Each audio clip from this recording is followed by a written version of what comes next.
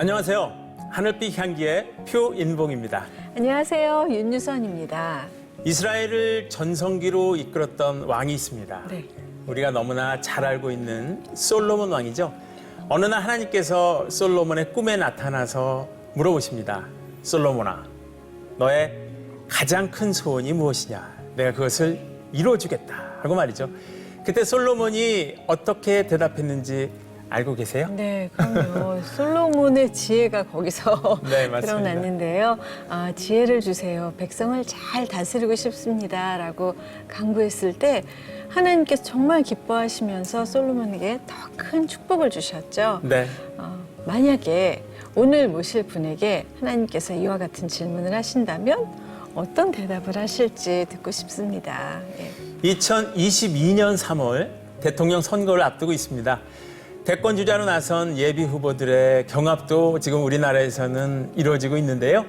제20대 대한민국 대통령 예비 후보 중에서 한 분을 오늘 모셨습니다. 궁금해하시는 분들 많으실 것 같은데요. 국민의힘 예비 후보 최재형 장로님과 아내 이소연 권사님을 모시고 함께 얘기를 나눠보겠습니다. 네. 어서 오세요. 네, 반갑습니다. 안녕하십니까. 예, 반갑습니다. 아유, 귀한 걸음 해주셔서 너무 감사합니다. 아이고, 초대해 주셔서 감사합니다. 네. 아유, 많은 분들이 지금 이 방송 보시면서 네. 어머, 하늘빛 향기에 이렇게 두 분이 나오신 거야? 진짜야? 하면서 반가워하시는 지금 것 반가워하시고 같아요. 또 약간 놀라는 분들도 계실 것 같기도 한데 우리 방송 보시는 분들 위해서 인사부터 좀 부탁드릴게요. 네. 네, 안녕하십니까. 최재형입니다. 저는 평생 법관으로 지내고 또 감사원장 3년 6개월을 지냈습니다. 제가 처음 마음먹은 이러한 저희 하나님이 주신 그 마음이 끝까지 잘 이루어질 수 있도록 잘 지켜봐 주시기 바랍니다. 감사합니다. 네, 고맙습니다. 감사합니다. 네. 권사님들. 네. 남편을 나라에 바치고 지금 외롭게 살아가는 이소영 권사입니다. 저는 결혼해서 딸 둘을 낳아서 키우다가 네. 두 아들을 입양해서 키우고 네. 그리고 딸 둘이 또 하나씩 아들을 낳아서 네. 손자 둘을 돌보던 할머니인데 네. 갑자기 새로운 세계에 들어오게 됐습니다. 네. 조금 전에 말씀하셨는데 네. 정말 이 선거 기간 중에는 몸이 10개라도 지금 부족할 정도로 열심히 지금 활동하시잖아요. 좀 외로우시겠어요, 진짜로. 네. 예. 평소에 굉장히 자상하시다는 얘기 들었었는데. 네, 자상한 사람입니다. 그리고 되게 로맨티스트라고 할까. 네. 진짜 장로님, 권사님 이렇게 모시니까 너무 더 친근한 마음이 드는데요. 평생 법관으로, 감사원장으로 공직에 계시다가 또 지금은 정치인의 길에 들어서신 거잖아요. 어떠신가요? 많이 다를 것 같아요. 네. 네, 우선 살아가는 스피드가 굉장히 다르고요. 네. 과거에 이제 살아왔던 법조인이나 감사원장으로의 삶은 지나간 일들 아니면 어떤 특정한 사안을 보면서 거기에서 어느 것이 옳은가 네. 쉽게 말하면 정답이 뭔가를 찾아가는 그러한 삶이었다고 하면은 제가 이제 정치를 하고 보니까 정치는 지금의 현상을 보면서 우리 국민들이 원하는 것이 무엇인지 또 나라가 나가야 될 방향이 무엇인지에 대한 미래를 향한 그런 답을 만들어가는 과정이어서 네. 이런 새로운 어떤 역할을 수행하는 것으로 저희 삶을 또한 저희 마음을 이렇게 변화시키는 것이 그게 쉽지만은 않은 그런 과정이라고 생각했습니다. 네. 네. 사모님께서 이렇게 내조가 다른가요? 어떻게? 제 남편이 사실은 판사를 하면서 재판을 할 때 많은 말을 해야 되기 때문에 네. 마이크에 대고 이렇게 조곤조곤 조용한 소리로 이야기하는 게 몸에 완전 체득된 사람입니다. 네. 그리고 그러시겠죠. 네. 네, 단어를 하나 선택해도 굉장히 신중하게 선택을 해야 되는 그런 사람이기 맞아요. 때문에 네. 그런데 지금 정치 쪽으로 들어오다 보니까 사람들이 조용조용 얘기하는 모습에 저 사람 왜 이렇게 약해 보이냐, 실망이다 그런 말씀을 많이들 하셔요. 오, 네. 그래서 제가 감히 부탁드리고 싶은 것은 거기에 속지 마시고 지금까지 살아왔던 행보와 그리고 네. 공약과 정책을 좀 봐주십사 그렇게 부탁을 드리고 싶습니다. 네, 네. 알겠습니다. 많은 사람들이 좀 더 강하게 얘기해라. 그리고 좀 더 톤뿐만 아니라 내용도 좀 세게 얘기하라고 이제 그렇게 말씀하신 분들이 많은데 네. 사실은 뭐 그 법관으로 그 살아온 삶은 많이 자제를 해야 되거든요. 자제를 해야 되고 같은 말을 하더라도 정제된 말을 좀 줄여서 이렇게 얘기하는 것이 습관이 됐는데 그런 습관들로부터 좀 이렇게 빨리 탈피하지 못하기 때문에 보시는 분들이 좀 답답해하시는 부분은 좀 있는 것 같아요. 네. 이제 앞으로 이제 계속 변화하면서 발전된 모습들을 보여드리려고 노력하고 있습니다. 네. 근데 그 감사원장직을 내려놓고 대선 출마를 결정하실 때까지 저희는 또 크리스찬이니까 하나님의 결재가 좀 필요하지 않았을까. 그때 하나님께서는 어떤 마음을 주셨을까 궁금합니다. 네. 제가 이제 정치를 해야 되는지 여부에 대해서 이제 깊은 고민을 하면서 네. 기도를 하고 그런 시간들이 좀 있었습니다. 감사원장을 그만두고도 이제 지방에 내려가서 같이 제 아내랑 같이 이제 기도하면서 그런 시간들을 보냈는데 자기 목소리를 내지 못하는 그런 사람들의 목소리를 네가 대변해야 되지 않겠느냐 그런 마음을 주셨습니다. 그리고 제가 그걸 감당할 수 있겠습니까?라는 그러한 기도에 대해서 하나님께서는 네 믿음이 크고 작은 문제가 아니다. 하나님께서 내가 하는 일이라면은 내가 쓰면 되는 일이 아니, 내가 쓰는데 내가 쓰면은 할 수 있는 거 아니냐 그런 마음을 주셔서 네. 제가 결심을 하고 정치에 나서게 됐습니다. 남편이 그런 이제 쉽게 뭐라고 해야 되나 선포를 딱 하면 아내 입장에서는 이제 걱정이 될 수 있잖아요. 왜냐하면 너무나도 잘 해오시던 이전의 일들인데 새롭게 갈 일들이 어떻게 보면 너무나 크고 창대해 보일 수도 있고 그러다 보면 아내 입장에서는 이걸 어떻게 받아들여야 되지 하는 순간이 올 수도 있는데 어떠셨는지 궁금합니다. 네. 제 남편에게 그때 수많은 분들이 이제 이렇게 나라가 풍전등화의 위기에 있는데 이제는 개인의 안일과 행복을 위해서 살 그때는 아닌 것 같다. 지금은 정말 당신이 헌신해야 된다. 그렇지 않으면 역사의 매국노가 될 것이다라는 그런 말씀들을 수없이 많은 분들이 하셨습니다. 그리고 또 한편으로 다른 분들은 이렇게 말씀드리면 죄송하지만 그분들의 표현에 의하면 말도 안 되는 분들이 당신들을 공격하고 비난하고 했을 때 그거를 보는 우리가 너무 스트레스를 받을 것 같다라는 말씀들을 하셨어요. 근데 네. 저도 후자의 마음으로 남편이 정말 반듯하게 살아온 사람인데 공격을 당하고 수치를 당하는 모습을 보는 것이 너무 괴로울 것 같아서 사실은 저도 이쪽으로 안 나갔으면 하는 마음이 참 많았습니다. 그랬을 때 하나님께서 제 마음에 그렇게 하면 안 된다는 그런 마음을 주셨어요. 그래서 하나님의 뜻이 그때는 저로서는 확신할 수 없었는데 제가 그 앞을 주님의 뜻도 모르고 가로막는 것은 주님께 너무 죄송한 일이라는 그런 마음이 들어서 네. 제가 막는 일은 하지 않겠다라고 생각을 했었는데 그때 제 딸이 아빠에게 편지를 보냈습니다. 네. 네. 그걸 제가 좀 가져왔는데 그러세요? 네. 지금 국민이 원하는 것은 두 가지인 것 같아요. 공정과 품격. 공정은 다른 후보들도 주장할 수 있지만 국민들은 부끄럽지 않은 품격이 있는 리더를 원하는 것 같습니다. 아빠가 정치가답게 노련하지 못하고 상대의 치부를 공격하지 못해서 어떤 결과를 얻지 못할지라도 적어도 그 과정에서 하나님의 사람은 어떻게 행동하는지 어떻게 선거를 치르는지 보여줄 수 있다고 생각합니다.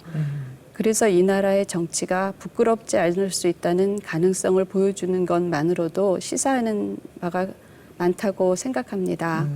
결과는 우리가 어떻게 할 수 없지만 그 과정은 온전히 하나님의 방법으로 되게 할 수는 있으니까요. 그런 편지를 보냈어요. 그래서 제가 저희들이 그것을 보면서 정말 같이 공감하면서 아빠가 용기를 낼 수 있었고 아버님께서 돌아가시기 전에 짧은 글을 쓰셨는데 대한민국을 밝혀라는 그런 말씀이셨습니다. 그것을 읽으면서 저희들이 그때는 사실은 이 나라가 정말 발전했지만 어두운 가운데 있는 그 많은 사람들에게 조금이나마 빛을 비추라는 그런 말씀인가 보다 그렇게 생각을 했는데 두 달여 정치계에 있다 보니 사실은 그 권력을 이용한 그런 이권에 개입돼 있는 사람들이 여야는 물론 사법부에도 있는 그런 현실을 보면서 밝혀야 할 곳은 정작 정치계가 아닌가 하는 생각을 많이 하게 되었습니다. 정말 다시 나라를 이렇게 바르게 세우겠다는 마음으로 온 가족이 지지를 해주시는 가운데 출마 선언을 하게 되셨는데요. 아버님께서 돌아가신 아버님께서 6.25 전쟁 최초의 해전을 승리로 이끈 최영섭 대령님이세요. 예. 뭐 안보 교육은 잘하면서 그냥 뭐 엄청 자동으로? 네, 자동으로 받으셨을 것 같아요. 네. 그렇죠. 나라를 굉장히 사랑하시는 분이었습니다.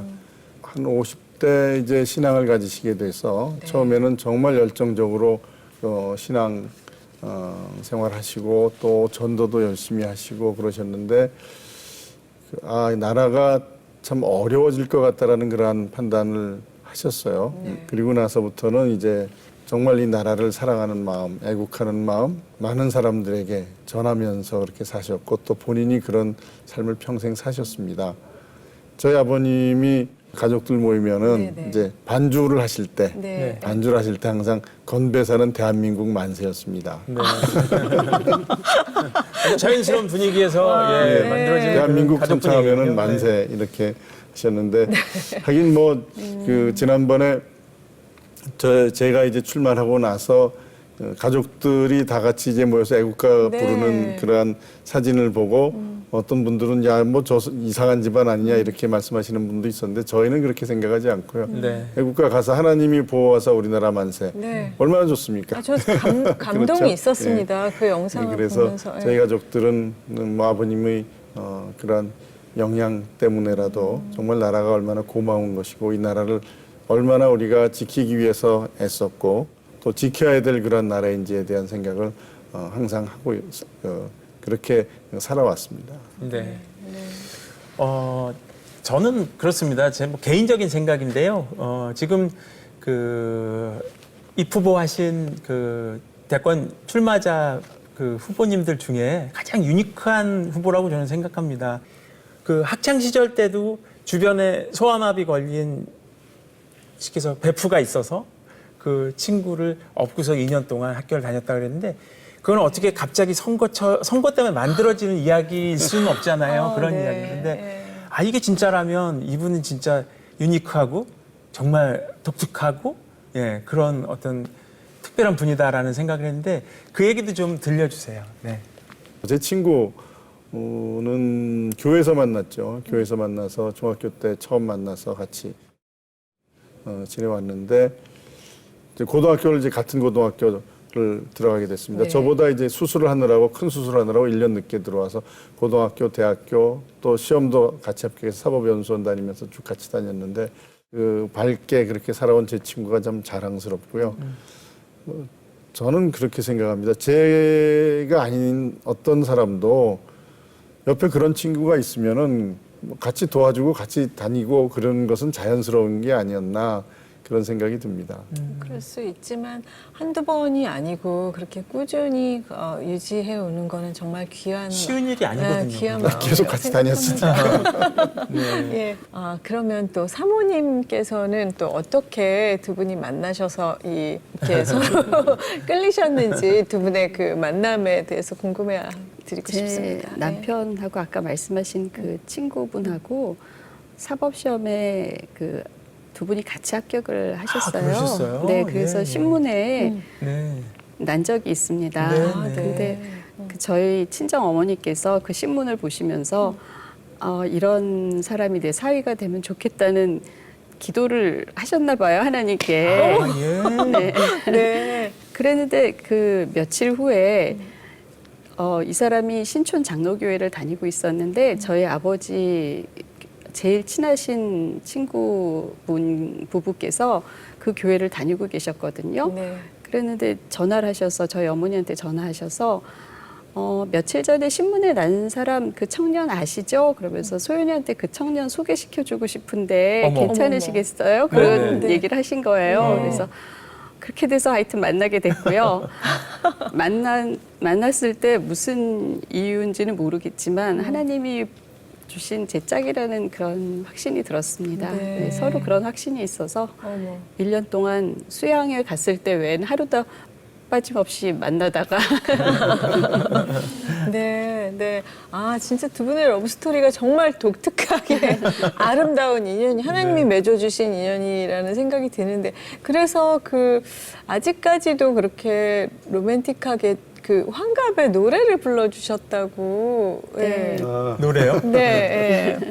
제 그 환갑 선물로 깜짝 쇼를 했는데 노래를 준비해서 불러줬는데 제가 그게 하여튼 너무 감동이었어요. 네, 네, 네. 그를 향한 나의 마음은 그대를 내게 허락한 그 고개라니 그대를 향한 나의 마음은 장로님께서는 언제 교회에 처음 가게 되셨어요?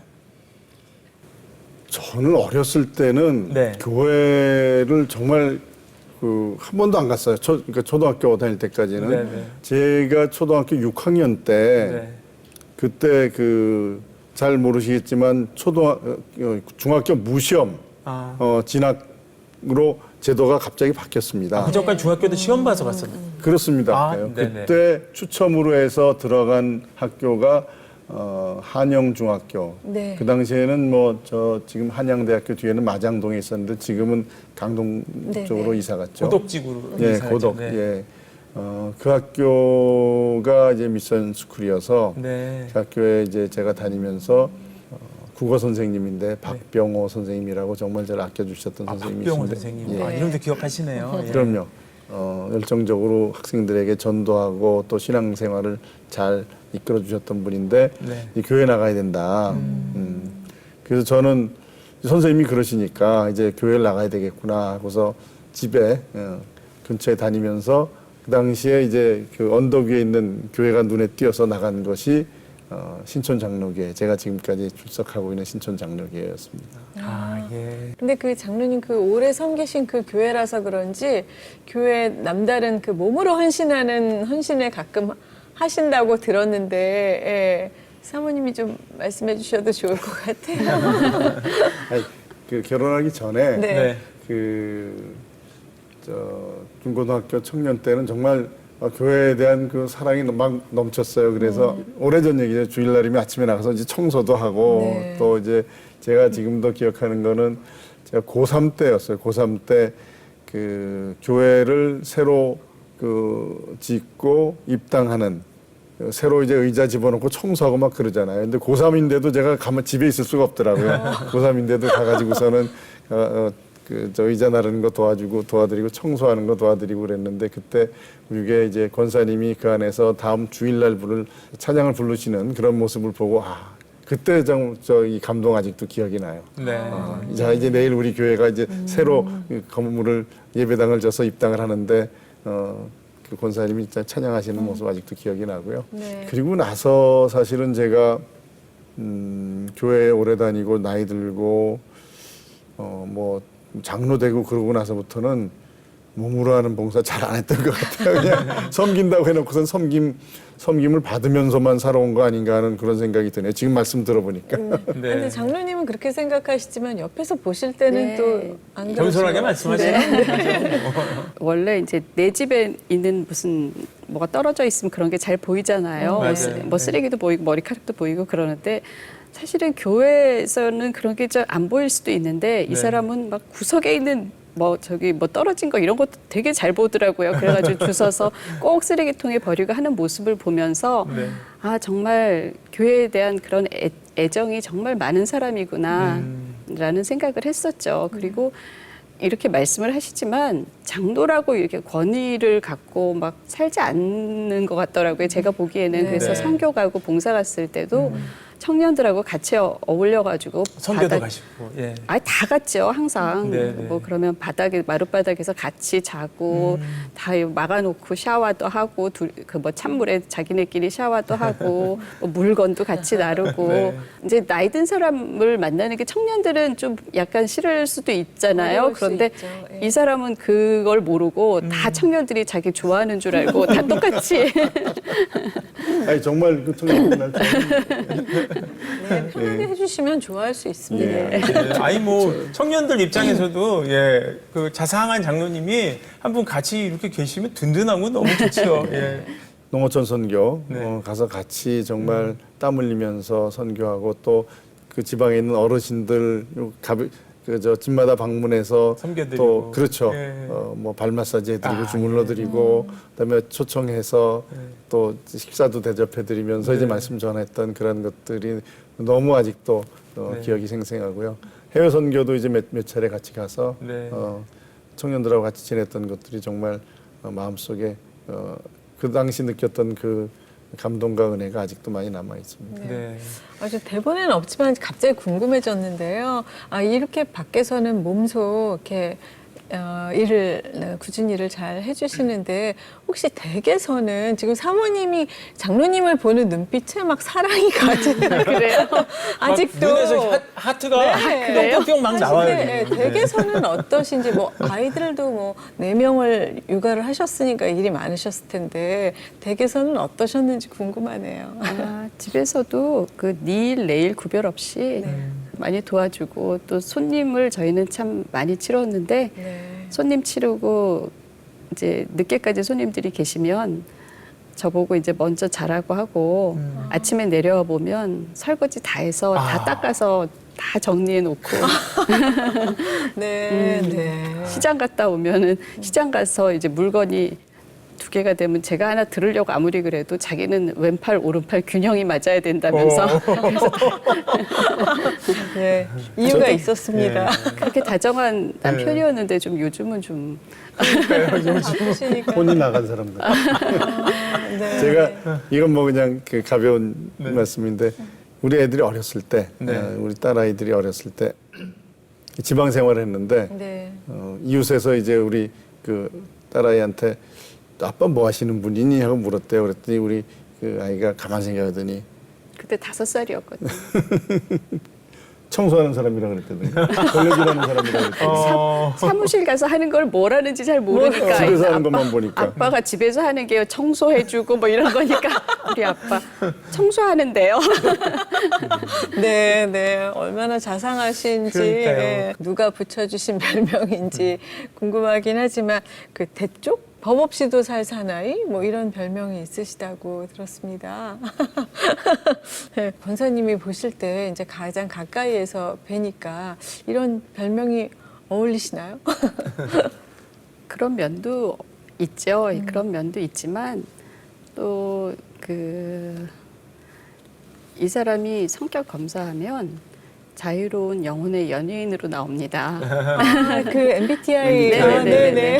네, 그래서 직업이 판사였고 뭐 감사원장이었고 이러니까 굉장히 또 지금은 또 정치인으로 들어서서 굉장히 좀 그런 모습만 보여서 잘 모르시겠지만은 저희들 아이들이 어렸을 때 네. 잠자리에 누워서 아빠가 옛날 얘기를 해줬어요. 네. 그럼 옛날 얘기를 해주면 동서양의 그 동화를 다 섞어가지고 엄청 재밌게 해줘서 우리들이 다 배꼽이 빠지게 웃었던 그런 기억이 있습니다. 네.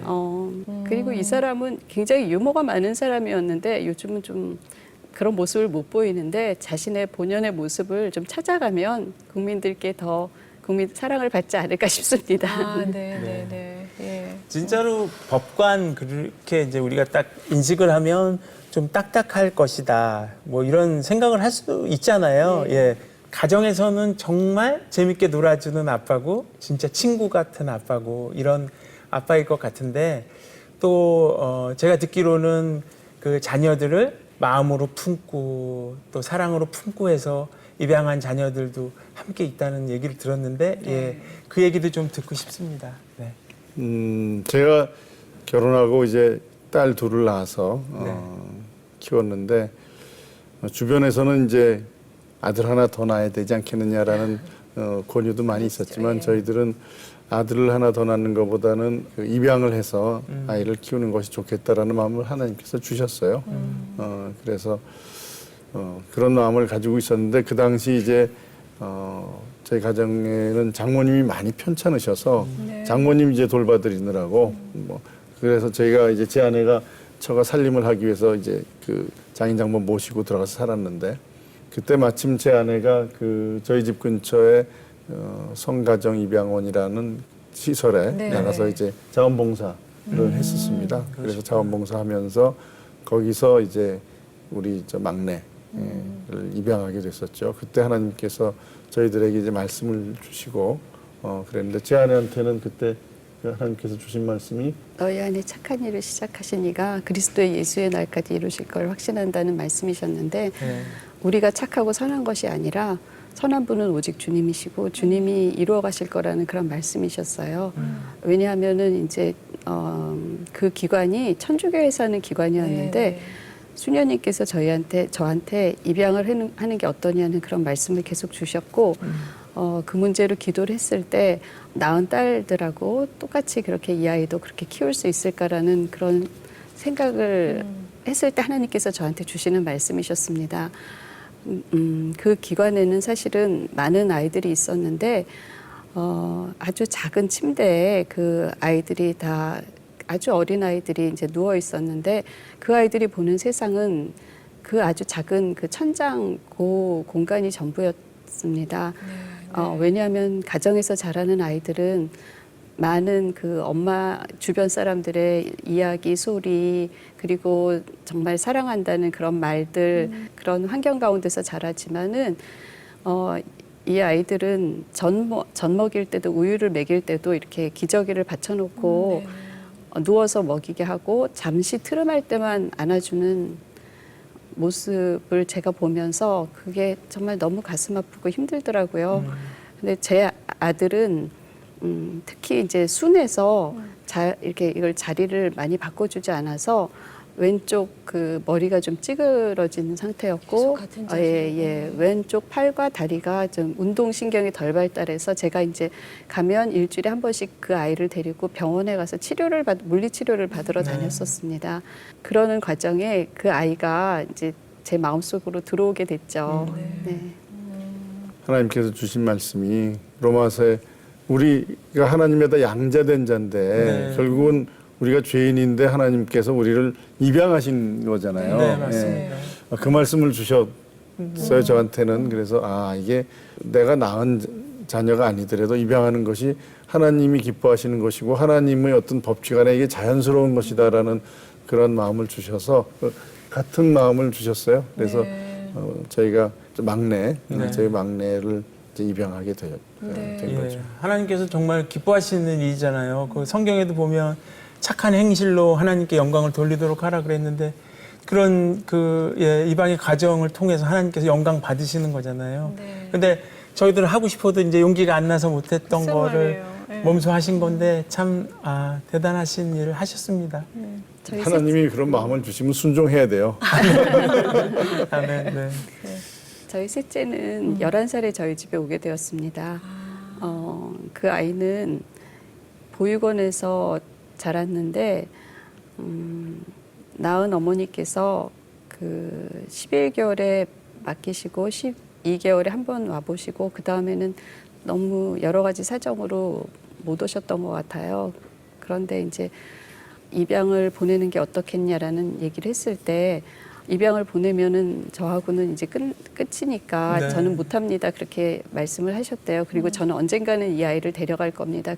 그러셨을 때 보육원에서는 선생님께서 물론 그러실 거라고 믿는데 이 아이는 지금 엄마가 필요합니다. 라는 말씀을 드려서 그 어머니의 승낙을 받았습니다. 그 전에 그 아이가 저희 집에 가정체험 행사를 왔을 때 저희하고 지내는 것을 굉장히 행복해 했었던 것 같아요. 그래서 보육원에 돌아가면은 선생님들께 그 진원의 집에 입양되는 게 소원이라고 기도하고 있다는 그런 얘기를 아이가 했대요. 그래서 그 얘기를 들은 제 남편이 어린 양이 도와달라고 부르짖는데 그것을 외면하고 우리가 나중에 하나님 앞에 섰을 때 주님을 어떻게 뵙겠느냐 그런 이야기를 하면서 또 우리 영진이는 입양하게 됐습니다. 네. 지금 아주 간단하게 줄여서 얘기했는데 네. 저희가 그 과정을 통해서 이게 하나님이 기뻐하시는 일이고 우리에게 주어진 하나님의 또 소명이다라는 그런 확신을 가지고 입양을 추진하고 결심했습니다. 네.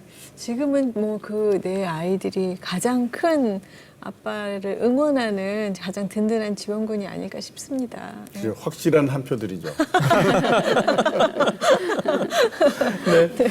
장로님께서는 그 예민한 사안에 이렇게 목소리를 좀 내시는데요.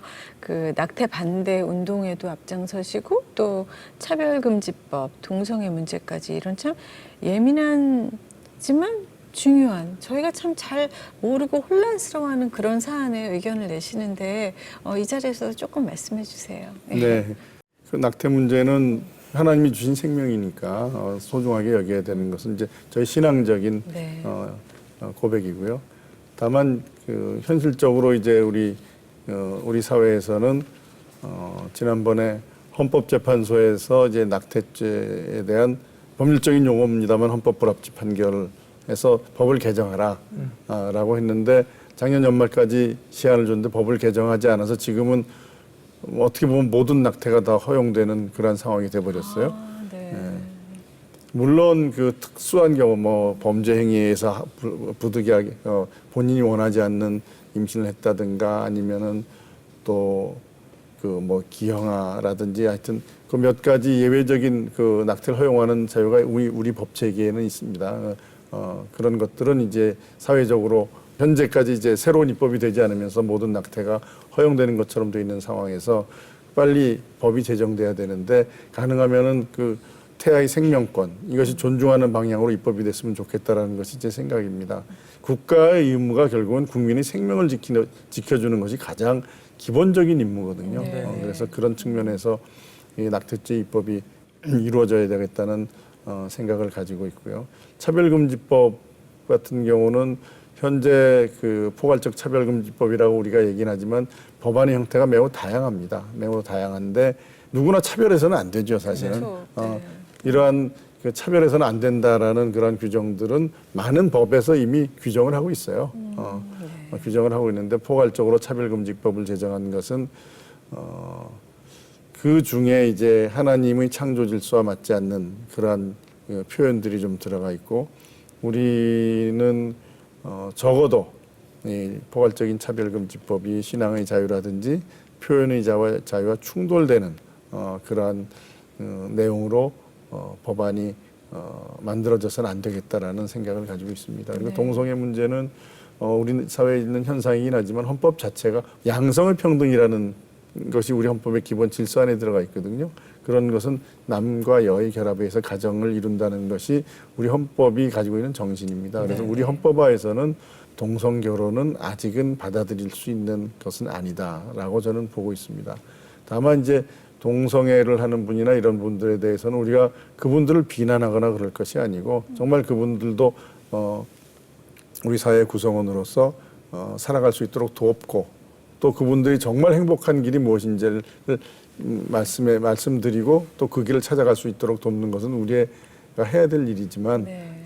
그런 것들을 마치 우리가 기독교에서 그 사람들을 막 비난하고 뭐 정죄하고 이런 측면으로 보는 거는 좀 잘못된 시각으로 우리 기독교를 보는 것이라고 저는 생각해요. 네. 네. 네. 어쨌든 지금 이렇게 공약하시는 부분들이 많은 분들께 좀 더 많이 알려져서 폭넓게 좀 이렇게 선택할 수 있는 그런 부분들이 더 많아졌으면 좋겠다는 생각이 들고요. 그 과정 중에서 이제 처음에 구성하신 이제 캠프가 이렇게 해체되고 또 새롭게 나아가시는 중이잖아요. 그 과정 중에서도 많은 어떤 생각들이 있으셨을 것 같은데 그 얘기도 좀 듣고 싶습니다. 그 부분은 뭐 경선 과정에 들어가서 처음에 국민들께서 기대하셨던 그러한 어떤 모습들을 제대로 보여드리지 못한 것 때문이라고 저는 생각합니다. 그래서 지지율이 많이 그 좀 하락이 되고 정체한 상황이 있었고, 근데 그 당시에 이제 캠프에 많은 분들이 저를 도와주시려고 왔는데 조직이 커지다 보니까 선거 과정이라는 게 아주 스피디하게 진행되고 있는데 의사결정이 좀 제대로 빨리빨리 되지 않고 또 우리 여러 가지 문제점들을 보완해 나가는데도 그게 잘 안 돼요. 외부와의 소통도 자꾸 이제 차단된다는 말씀들이 많고 그랬습니다. 그래서 이게 너무 큰 조직으로 가는 것은 바람직하지 않겠구나라는 생각을 가지고 가벼운 조직으로 경량한 조직으로 가는 것이 바람직하겠다 해서 캠프를 해체했는데, 저를 위해서 그야말로 자원봉사하기위해서 오셔서 한 두 달 같이 고생했던 분들에게는 너무 고맙고 미안한 그런 마음이 사실은 있습니다. 모두가 결국은 이제 후보자의 책임인데 네. 예, 그래서 제가 그분들하고는 또 이런 참 힘들고 어려운 시기가 지나면은 또 일일이 만나서 함께 또 이야기를 나누면서 이제 고맙다는 마음 또 미안하다는 마음을 충분히 전할 수 있게 되기를 바라고 또 그렇게 생각하고 있습니다. 네. 제가 이제 오프닝 때 아까 이제 솔로몬 얘기 저희가 했잖아요. 근데 만약에 꿈에 하나님이 나오셔서 가장 큰 소원을 들어주겠다 그렇게 말씀하시면은 어떤 소원을 말씀하실까요? 제가 그런 생각을 해봤습니다. 이 정치를 한 지 얼마 안 되지만 네. 정치인이라는 것은 정말 국민들이 마음이 어떤지 그것을 같이 공감하고 국민들이 원하는 목소리를 내주고 하는 것이 정치인이 해야 될 일이다. 또 뭐 물론 국민들이 원하는 목소리를 낸다는 것은 정말 국민들이 바라는 나라에 대한 어떤 비전을 제시하고 그 길로 이제 같이 나가자고 이끌고 나가는 그런 것이 정치인의 역할인데, 그래서 저는 이 국민들이 정말 어떤 마음을 가지고 있는지, 국민들이 힘들고 고통스러워하는 것이 무엇인지 그것을 다 담을 수 있는 어떤 큰 그릇, 이런 것들이 저에게 그 하나님께서 주시면은 국민들이 얼마나 힘들어하고 또 얼마나 그 새로운 미래를 바라보고 있는지 그것을 공감할 수 있는 마음을 주시면은 제가 잘할 수 있겠다라는 생각을 해봅니다. 네. 마지막으로 하고 싶은 이야기, 예, 또 이 자리 정말 어렵게 나와주셨는데 너무 감사드리고요. 예, 그 토론회도 보면 이렇게 마지막 또 정리 멘트하는 시간을 이렇게 드리더라고요. 예, 이렇게 한 20초 정도 짧게 해주시면 어떨까? 예, 저희는 뭐 시간을 재지는 않습니다. 네. 먼저 해주실래요? 네. 제 남편의 마음속에 분명하게 나라를 사랑하는 마음과 국민을 사랑하는 마음이 가득 있다는 걸 알고 있습니다. 네. 그런데 이제는 국민들께 사랑받는 정치인이 되었으면 좋겠다는 그런 바람을 드려봅니다. 네. 제가 정치를 한 지는 오래되지 않았지만 현재 나와서 활동하고 계시는 유력한 정치인들께서도 정말 우리 국민들에 대해서 확실한 미래의 어떤 비전을 제시하거나 우리가 이렇게 가야 됩니다라는 점에 대해서 명확한 말씀들을 못 해주시는 것 같습니다. 그래서 제가 우리 국민들에게 정말 우리 국민들이 그 마음에 품고 있는 것들을 잘 담아서 우리 국민들이 정말 원하는 나라가 어떤지에 대한 비전을 제시해드리고 모든 국민들이 희망을 가지고 살 수 있고 모든 국민들이 보다 나은 내일에 대한 어떤 기대를 가지고 살 수 있는 그런 나라를 만드는데 제가 최선을 다하겠습니다. 네, 감사합니다. 오늘 두 분과 말씀을 나누니까요, 정말 나라를 사랑하고 가족을 사랑하고 또 하나님을 사랑하는 분들이구나라는 마음을 얻었습니다. 예, 사람이 마음으로 계획하더라도 걸음을 인도하시는 분은 여호와시니 정말 풍성하고 좋은 결과가 있기를 소망하고 저도 열심히 기도하겠습니다. 네, 정말 나라가 이렇게 어려울 때 모든 국민들이 정말 나라를 걱정하시는 마음이 가득한데요. 함께 기도로 하나님의 선한 영향력을 끼치시는 그런 두 분이 되었으면 좋겠다고 생각합니다. 네. 오늘 나와주셔서 감사합니다. 고맙습니다. 네, 감사합니다. 네.